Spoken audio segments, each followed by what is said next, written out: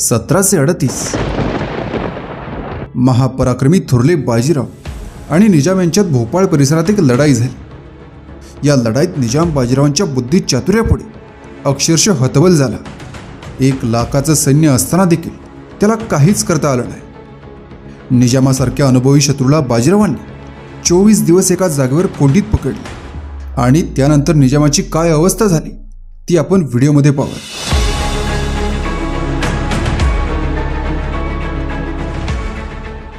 1738 मध्ये बाजीराव नर्मदेजवळ आले। त्यावेळेस निजाम सरोजेस येऊन पोचला होता। तो पुढे बाजीरावांवर चालून न जाता भोपाळच्या किल्ल्याजवळ मजबूतशी जागा बघून तेथे सैन्याचा तळ देऊन राहिला। त्याच्या पुढच्या भागास ओढा व पाठीशी तलाव होता। किल्ल्याच्या आश्रयाने निजाम ती जागा धरून बाजीरावांची वाट बघत बसला। त्याच्या आसपास बाजीरावांचा सैन्य समुद्र पसरत चालला। प्रतिपक्ष बळकट स्थळ धरून बसला आहे असे पाहून बाजीरावांनी लगेच आपल्या सैन्याच्या मोठमोठ्या टोळ्या निजामाच्या लष्कराभोवती ठेवून त्याला वेढा दिला। असे काही दिवस लोटले। बाजीरावांनी निजामाच्या सैन्यास दाना, चारा, पाणी यांचा इतका दुष्काळ पाडला की त्याच्यामुळे तो अगदी गोगलगायसारखा झाला। एक जागा धरून बसलो ही आपली मोठी चूक झाली असे त्याला वाटून तो जास्तच संतापला। त्याचे लोक अत्यंत व्याकुळ झाले। अन्य पाण्याविना ओरडत शेकडो लोक पटापट मरू लागले। जीव कसे जगतील अशी सर्वांना काळजी पडली। दुष्काळात 13वा महिना याप्रमाणे त्यामध्ये काही आजारही उत्पन्न झाले। मग काय विचारावे, त्यांची नुसती तारांबळ झाली। निजामाच्या त्या सैन्यामध्ये वरिष्ठ कनिष्ठ हा भेदच राहिला नाही। खुद्द निजामास कोणी विचारेना, ज्याला जसे भावेल तसे त्याने करावे अशी धांदल उडाली। जो तो आपापल्या फिरकीत पडला। श्रम तहान याच्या योगाने अतिशय व्याकुळ होऊन रस्त्यावर असे कितीतरी प्राण सोडू लागले। ही सर्व हकीकत श्री ब्रह्मेंद्र स्वामी, शाहूराजे व चिमाजी अप्पायास बाजीरावांनी रणांगणातून स्वदस्तुराची पत्रे लिहून कळविली। त्यात त्यांनी असे लिहिले, म्हातारपणी निजामाच्या बुद्धीस भ्रंश झालाय असे वाटते। तो एवढा अनुभवी योद्धा असून त्याची बेसावदाची स्थिती पाहून मला नवल वाटते। दिल्लीकडे बातमी आहे की निजाम आता वाचत नाही, त्याचा फडशा उडतो। निजाम जागा सोडून हालेना तेव्हा राणोजीराव शिंदे, पिलाजीराव जाधव व सयाजीराव गुजर या त्रिवर्ग सरदारास त्याच्या अंगावर चालून जाण्यास बाजीरावांनी इशारा केला। त्यांच्यावर निजामाने तोफांचा बडीमार सुरू केला। 10,000 बुंदेलखंडी राजपूत शिपाई बरोबर घेऊन मराठ्यांच्या अंगावर त्वेषाने चालून गेला। दोहीकडचे सरदार जीवाची पर्वा न करिता एकमेकांवर चवताळून उठले। दोघांची गोळागोळी व चकमक सुरू झाली। धुळीने, धुराणे व गोळीबाराने दशदिशा धुंद होऊन दणाणून गेल्या। पहिल्या झटापटीत निजामाकडचे 700 घोडे व 500 राजपूत मरण पावले। बाजीरावकडचे 200 शिपाई ठार व सुमारे 300 लोक जखमी झाले। शत्रू आपले ठाणे सोडून बाहेर पडेल तर त्याच्यावर मोठा हल्ला करून त्यास चोपून काढावे अशी मसलत करून तेथून जवळच 2 बाणांच्या टप्प्यावर एक चांगली बळकट व मारायची जागा होती। तेथे निवडक फौज घेऊन बाजीराव उभे राहिले, परंतु त्यांच्या मनात होते तसे घडून आले नाही। जयसिंगच्या पुत्राचा पराजय होताच तो किल्ल्याकडे पळत सुटला। इकडे मराठ्यांचे सैन्य बाहेरून निजामाला जो आत कोंडीत चालले तो त्याच्या खाण्यापिण्याचे अधिकाधिक हाल होऊ लागले। निजामाच्या गोटात अन्नाचा इतका दुष्काळ पडला की त्याचे सैन्य एकमेकास चावण्याच्या बेतात आले। बाजीरावांनी आपले जखमी लोक बरोबर घेऊन त्यांच्या औषधापाण्याचा व खाण्यापिण्याचा बंदोबस्त ठेवला। कोणाच कुठे जखम लागली याची त्यांनी विचारपूस केली। निजामाच्या मागच्या अंगात जे सैन्य होते त्याचे अधिपत्य अब्दुल मंसूर खान सफदरजंग याच्याकडे होते। हा अब्दुल मंसूर खान पुढे अयोध्येचा नवाब झाला व हाच सुजाउद्दौलाचा बाप होता। हे दोघे सरदार आपली फौज घेऊन दुसऱ्या वाटेने हळूच बाहेर पडले। तिकडे नजर पोहोचताच होळकर व पवार यास बाजीराव हाक मारून म्हणाले, गढेहो चला, आता तुमची पाळी आहे। ते चोर तुमचा डोळा चुकवून पळत आहेत। त्यांच्या अंगावर पडून भाले तलवारे यांची शेलके काढून त्यांस आपले बाहुबळ दाखवा अशी धन्याची आज्ञा होताच ते शूर सरदार शत्रूवर लागलेच बाणासारखे चालून गेले। एकदम 40,000 स्वरांची मांड उठली। बंदुकांच्या बारांनी, घोड्यांच्या टापांनी व किंकाळ्यांनी 10 दिशा दणाणून गेल्या। आकाश पाताळ एक झाले। हर हर महादेव असा सिंहनाद करीत ते योद्धे शत्रूच्या तोपावर जाऊन भिडले।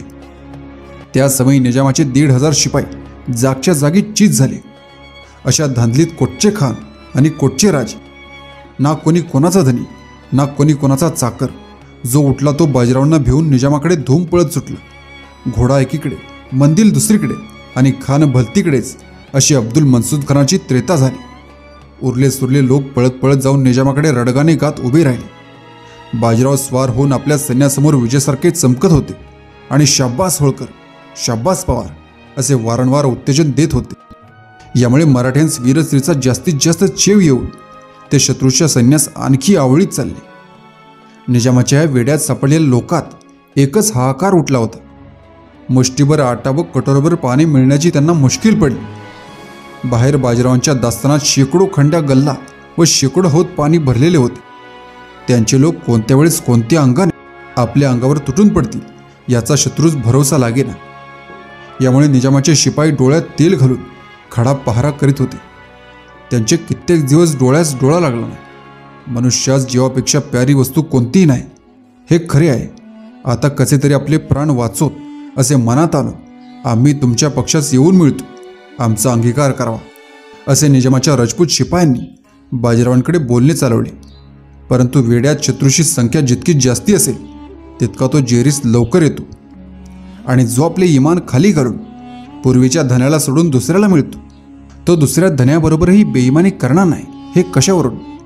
अशा दोन कारणांनी त्या राजपुतांचे म्हणणे बाजीरावांनी कबूल केले नाही. निजामाने दिल्लीस गुप्तपणे पत्रे पाठवली. मी मोठ्या संकटात पडलो आहे, मला लवकर येऊन सोडवा, नाहीतर माझी काही हैगय नाही. परंतु वास्तविक प्रकार असा होता की दिल्लीच्या दरबारात निजामाचा उत्कर्ष सहन होत नसे. यामुळे बाजीरावांनी त्याची अशी दैना उडवलेली पाहून सर्व दरबारी लोकांच्या नेत्रातून आनंदाश्रूंच्या धारा चालल्या होत्या. हा प्रकार बाजीरावास पूर्वीच इत्यंभूत कळला होता. यामुळे दिल्लीची हालचाल पाहून ते अगदी डगमगले नाहीत. निजामाने आपला पुत्र नासिर जंग याचकडेही गुप्तपत्र पाठवली. त्यावरून त्याच्या पुत्राने फौज जमवली. मोठी फौज बरोबर घेऊन हैदराबादहून निघाला. बाजीरावास ही खबर कळली तेव्हा त्यांनी सेनासाहेब रघुजी भोसले याच पत्रावरती पत्रे पाठवली. तरीही ते कुमकेस आली नाही. भोपाळच्या समरभूमीवरून बाजीरावांकडून महाराजांना एक विनंतीपत्र गेले. यावरून यशवंतराव दाभाडे सेनापती सोनगडास गुजरातीत होते. त्याच पेशव्याच्या कुमकेस जरूर निघून जाणे असे राजांनी दस्तुरीचे पत्र लिहून आज्ञा केली. बाजीरावांचे भाऊ चिमाजी अप्पा फौजबंद होऊन नासिर जंगाच्या फौजेस प्रतिबंध करण्यासाठी तापी नदीच्या काठी दबा धरून बसले. त्यांना बाजीरावांनी एक पत्र लिहिले. आप्पा, यावेळेस तुला जितकी फौज मिळेल तितकी जमा कर. फतेसिंग भोसले, शंभूसिंग जाधव, सरलष्कर वगैरे सरदारास दक्षिणेकडून तुझ्या मदतीस बोलाव. सेनापती दाभाडे, गायकवाड व बांडे हे सरदार अद्यापी तापी नदी उतरले नसल्यास त्यांना आपल्याजवळ ठेवून घे आणि सर्वजण मिळून नासिर जंगाच्या फौजेवर नजर ठेवा. त्याला अलीकडे येऊ देऊ नका. निजामाची तुम्ही काळजी सोडा, मी त्याची खबर घेतो. यावेळेस सर्व मराठे एकत्र येऊन मला मदत करतील तर दक्षिणेत म्लेच्छ होता की नव्हता असे करून टाकील. निजाम मोठ्या अडचणीत सापडला होता. तेथे राहून आता उपयोग नाही असे जाणून ती जागा सोडून हळूहळू पलीकडे सरकत तो पिछाहट करीत होता. त्याच्या लष्कराबरोबर तोफा वगैरे अवजड सामान होते. यामुळे त्या जलद गतीने मागे हटता येईना. तो पूर्ण भयभीत होऊन माघारी वळून किल्ल्याच्या कोटात शिरला. आतली जागा एवढ्या सैन्यास पुरेशी नव्हती. यातून काही लोक तटाच्या बाहेरच्या अंगास राहिले. तट पाडण्याजोग्या मोठ्या तोफा बाजीरावांबरोबर नव्हत्या. तथापि त्यांनी बाणांचा आणि चापांच्या व तोड्यांच्या बंदुकांनी श्रावण झडीप्रमाणे शत्रू सैन्यांवर गोळ्यांचा वर्षाव चालवला. त्या योगाने निजामांचे धाबे इतके दणाणले की त्याला ताळणा तंत्र. शेवटी त्याने मारेन किंवा मरेन असाच निश्चय केला. मग जड सामान होते तितके सारे भोपाळ इथे टाकले आणि निजामाची स्वारी एकदाची बाहेर पडली. तेव्हा एकदम हल्ला करून शत्रूच्या तोफा हस्तगत करून घ्याव्या अशी शिंदे होळकर यांनी बाजीरावांस सल्लामसलत दिली. ती त्यांच्या पसंतीस आली आणि मराठ्यांनी तो उद्योग आरंभिला. परंतु निजामाच्या तोफांच्या मारापुढे त्यांचा यत्न सिद्धीस जाईना.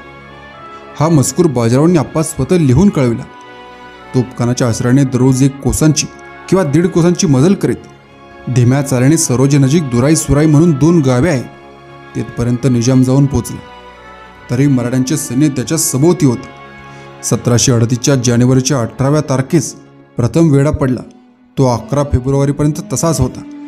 24 दिवस गुजरले तरी निजामास मुक्त होण्याची आशा दिसेना. मग तो शरण येऊन राणोजींच्या शिंद्यांच्या मार्फत त्याने बाजीरावांकडे तहाचे बोलणे लावले. ही गोष्ट होळकरांच्या पसंतीस आली नाही. त्यावेळी निजामापाशी बाजीरावांनी जे जे मागितले ते मुकाट्याने त्याने कबूल केले. सर्व माळवा प्रांत व नर्मदा या दोन्ही नद्यांच्या मधला सारा मुलूक बादशाहकडून देववितो. शिवाय लढाईच्या खर्चाबद्दल रोख 50 लाख रुपये देतो. असे तारीख 11 फेब्रुवारी सन 1738ला निजामाकडून स्वदस्तुराचा तहनामा लिहून बाजीरावांनी त्याच्या भोवतालचा गराडा उठविला. या प्रकारे मोठा जय मिळून बाजीराव दक्षिणेकडे गेले.